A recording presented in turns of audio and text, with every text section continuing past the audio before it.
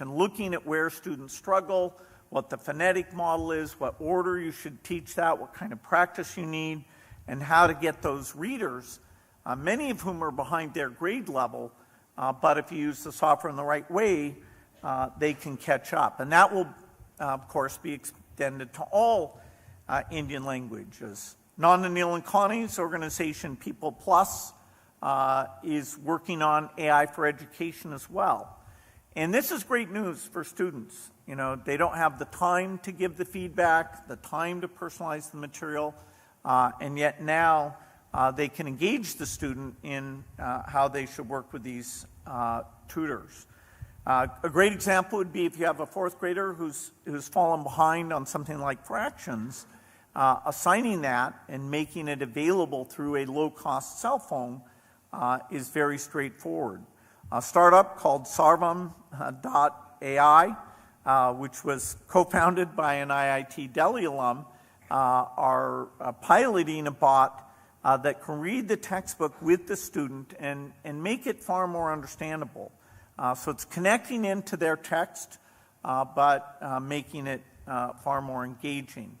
And of course, if we can supercharge education, and if we can take every child born in India and give them a very high quality education, the potential that unlocks is phenomenal. And of course, it won't stop in India. Whatever's learned here as a pilot, organizations like the Gates Foundation will make sure that gets used all over the world, including in Africa. So I think you have a very bright future. No matter what your specialty is, whether it's engineering or discovering new drugs or policy work, the AI advances will give you opportunities and force you to think through these new systems in a very deep way. I'll bet when I come back here, say it's 5 years from now, some of you will be able to tell me about new technologies you've created to inspire students, to help farmers, to solve healthcare problems, and to help us with climate. I didn't want to leave that out. Very important challenge that India will be deeply affected by. Another area that I work with, and I see great promise now that we're focused on the problem and that we'll be using these latest tools to redesign steel manufacturing, cement manufacturing, all the industrial processes that today are responsible for these emissions. So you have many ways that you can make a difference. You're already Ma Chao, whatever that means.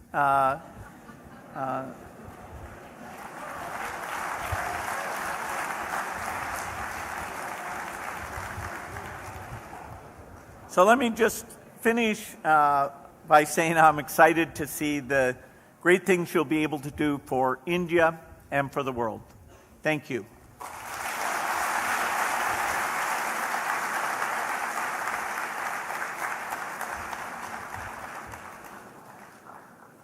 Thank you, Bill, for such inspiring words and the informative remarks.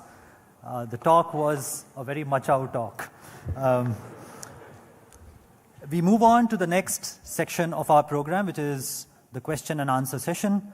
And to moderate this session, I invite Ghazal Kalra on stage. Ghazal is an IIT Delhi alum and an entrepreneur. Fun fact, what keeps her on her toes is a 5-year-old daughter who is watching this session in live through the streaming link. Thank you. Ghazal, over to you. Thank you, Professor Subodh.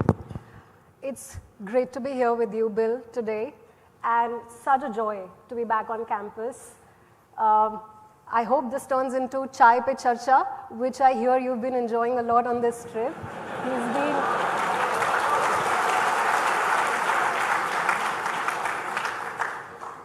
So, Bill, I must start with the last time I saw you in person. Back in 2014, you were the speaker at my graduation from Stanford. You spoke about the power of optimism and the need to innovate with empathy. You said, and it stayed with me since, that if we innovate without empathy, we're not solving problems, we're just working on puzzles. For me, the purpose, the problems, and the opportunity to innovate were right here. And that made me move back and start my venture right in Delhi. Thank you for those words of wisdom back then. Fast forward, 2024, we're here, a place that was home for 4 years for me. I want to ask you, Bill, you've been visiting India over these years in this decade many times. What, according to you, has fundamentally changed in India? And as you see the evolution of innovation, how do you see build from India for India and build from India for the world? Well, I think even in the first days I came, I saw that the depth of talent was incredible, and that it was something to watch and participate in, whether my Microsoft work or as we put the foundation together. By far our biggest overseas group, by far the most we do in any country all over the world is here in India. We focus a bit on the poor parts of India and the big challenges, but what we're learning here not only can help for the 1.4 billion, but we intentionally are doing it in such a way that it helps us understand what we need to do on a global basis.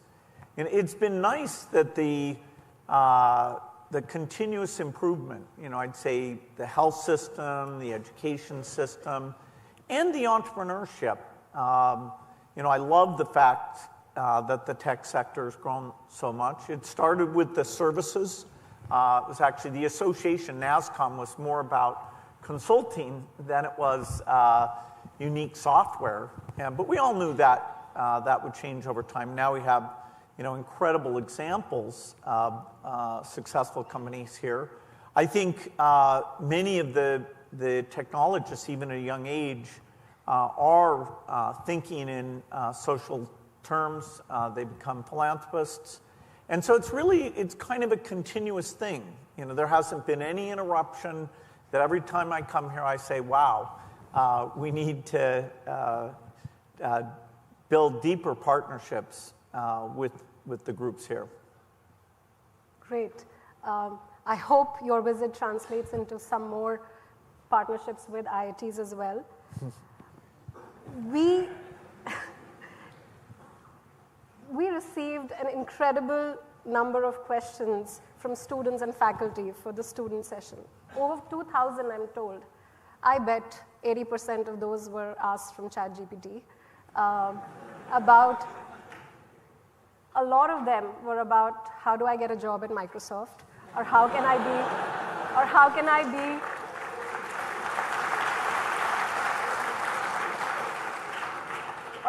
be the next CEO of Microsoft. The topic we heard the most, besides how to become a billionaire, was AI. So let's get started with the first student question. Arya Ugandra. Good afternoon, Mr. Gates. So the question that I'd like to ask is, so how do you see AI evolving in the next decade, and how do you see it impacting the society?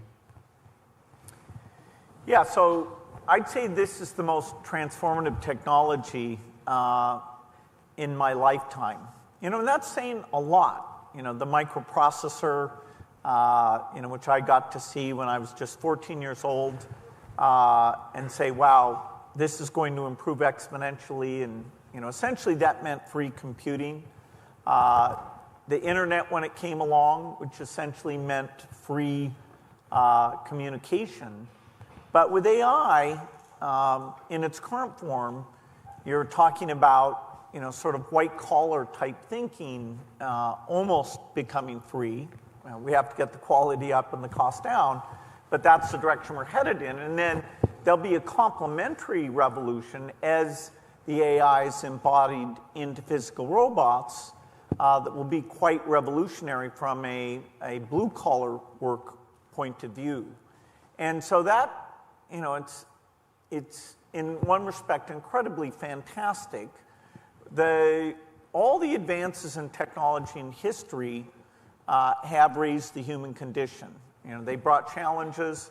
Maybe you could say nuclear weapons was more negative than positive, but most of the advances, farming productivity that concerned people or intense use of energy, we eventually, the extra productivity meant that we met more needs. And certainly in the next decade, that's what AI will be about. Everything that becomes more productive, you can do it in a higher quality way, you can do more of it. In the case of writing software, the Microsoft engineers are now 30% more productive. And we're not saying, okay, we need less engineers. What we want is some of that to get more software and some of it to get higher quality software. So we'll, spend the productivity in those dimensions, not in some sort of a cost-saving direction. Likewise, if you think about the demand for tutoring or the demand for medical advice, what you might call the price elasticity, if it's cheap enough, people would love to have that available. It's very dramatic. And so like computing, nobody would say, okay, we have too many computers. No, we came up with ways, and now AI, we've taken that to kind of a mind-blowing level, how much computation we need. And so it's, it'll start as what we call the co-pilot that's helping you get things done. And then there will be some low-level things that it will be able to do once we've got the reliability and everything very strong. Some things it will do in a non-supervised type fashion. And so it's, it's kind of wondrous for drug discovery. It's wondrous for making, the way you interact with the government, the way you get advice, all of those things, even areas that are creativity that aren't my expertise, but a lot will come out of that. So this is the most profound technology, and it could develop even faster than we expect. We don't really know, for example, how good will ChatGPT-5 be? We don't know. It'll be better, but how much better will it be? And eventually you get to a point where you have a system that understands itself in terms of driving self-improvement. To add a follow-on question, you've seen so many cycles of technology that have fundamentally disrupted the future of innovation. What, if anything, concerns you about this? Well, I'll say one thing that's really good about it, which is that the end user infrastructure you need to deliver this, to let a student in a poor household in India have access, if they have the mobile network and they have the phone, that's exactly what we deliver the AI over. So except for the back-end capacity, you might call it the intelligence services, that the aggregate demand for that will exceed supply for a while. Except for that one piece, we've already laid the framework. And of course, India, in terms of the cost of that network and coverage, it's quite good today, cheaper than anywhere else in the world, and quite pervasive. And so actually, of all the technologies, with that one footnote about the back end, this one is able to suffuse to the world at large faster than any other technology. Personal computers, you had to buy the hardware. Advanced cell phones, you had to buy the hardware, you had to get those networks installed. And in terms of usability, what we're doing with the AI is we're using your language. And when I say your language, I don't just mean English and Hindi. I mean, and there's a lot of great work in India and Africa and all over the world to train these models so that not only in textual form or text on the screen, but talking input and speech output, these things in terms of their accent and